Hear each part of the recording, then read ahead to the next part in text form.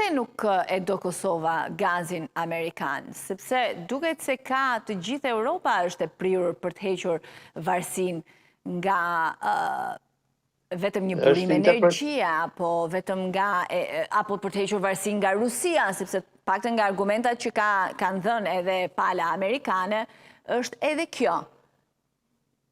Është interpretimi i gabuar, askush këtu nuk thotë që nuk e don gazin amerikan.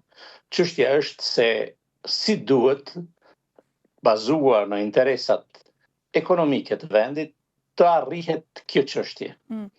Për Republikën e Kosovës, që shquhet me pasuri të jashtëzakonshme të linjetit, pra të çmyrit, e dyta në nivel evropian, është tepër e rëndësishme që të shfrytëzohet ky resurs i vendit për prodhimin e energjisë. Në një mënyrë ose në tjetër janë paralajmëruar edhe mundësitë e investimeve nga jashtë në gazifikimin e linjitit, por pse jo të shfrytëzohet edhe gazi amerikan që deponohet dhe trajtohet në këtë mënyrë në termocentralin e Vlorës, ku sipas kryeministrit të Republikës Kosovës ka një gatishmëri që të shndrohet në Republika e Kosovës në aksionare dhe aty të kthehet në energji dhe natyrisht me që ne jemi tashmë një zonë energjetike, Kosova nuk ka kohë që është shkputur nga zona energjetike jugoslave dhe përbën një zonë me Republikën e Shqipërisë, ta marrë energjinë nga termocentrali i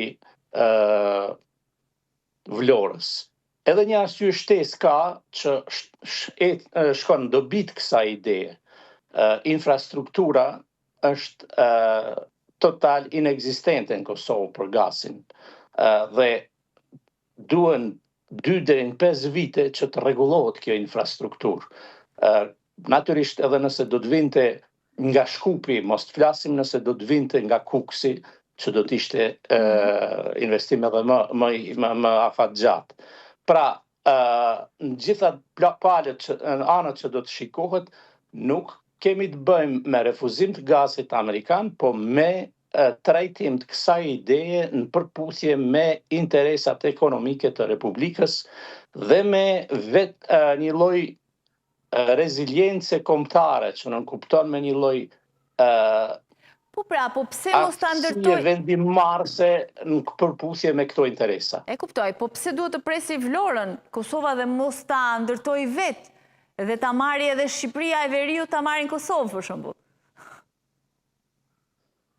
Unë mendoj se kjo është çështje e ekspertëve që do duhet ta trajtonin, se si do të ishte më mirë, dhe ekspertët tanë duket që anojnë më shumë nga varianti që do duhet ta mirëten nga Vlorë energjinë. Dhe termocentrali Vlorës të shndrohet në një prej shtyllave të ekonomisë në fushën e energjetikës dhe të sigurisë, i përbashkët për gjithë kombin. Dhe nuk ka asgjë të keqe në këtë drejtim. Ndërkaq variantet tjera kërkojnë kohë më të gjatë dhe investim më të madh. Ka një shqetësim apo disa zyrtarë europian janë shprehur se me këtë mënyrë neve do ikim nga varësia e Rusisë në varësinë e Amerikës. Madje disa prej analistëve e kanë parë edhe, po them, këtë qasje të zotit Kurti, as refuzim as pranim, por i në mes, si mbajtje ane në debatin Europa-Amerikë të Europës. Pra, pozicioni i tij është diktuar nga Europa.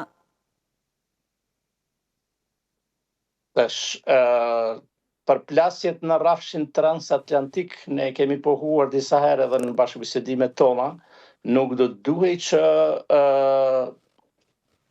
palën shqiptare, cilin do kryeqendër, ta sillen në pozicionin e palakmueshëm që të pozicionohet për njërin apo për tjetrën.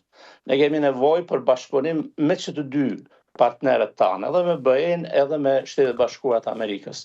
Në rastin konkret, heqja nga varësia ruse ka dëshmuar se është e dobishme për Evropën dhe këtë model e kemi vure jo vetëm te Gjermania, por edhe te Çekia, te Slovakia, te Hungaria, ndërkaq që mos të flasim për pjesë tjera që janë satelitë shtetet tjera që janë satelitë Rusisë. Në këtë kuadër sigurisht që për aq kohë sa gasi amerikan krijon diversitetin e duhur për të larguar shtetet nga varësia e energjisë ruse, janë thjesht aksione, veprime të mirëseardhura. Në këtë drejtim nuk kemi nevojë të pozicionohemi. Ne, që është e vërteta, si dy republika, në funksion të krijimit të pavarësisë energjetike, një termocentral i tillë i përpunimit të gasit në Vlorë do të na mjaftonte.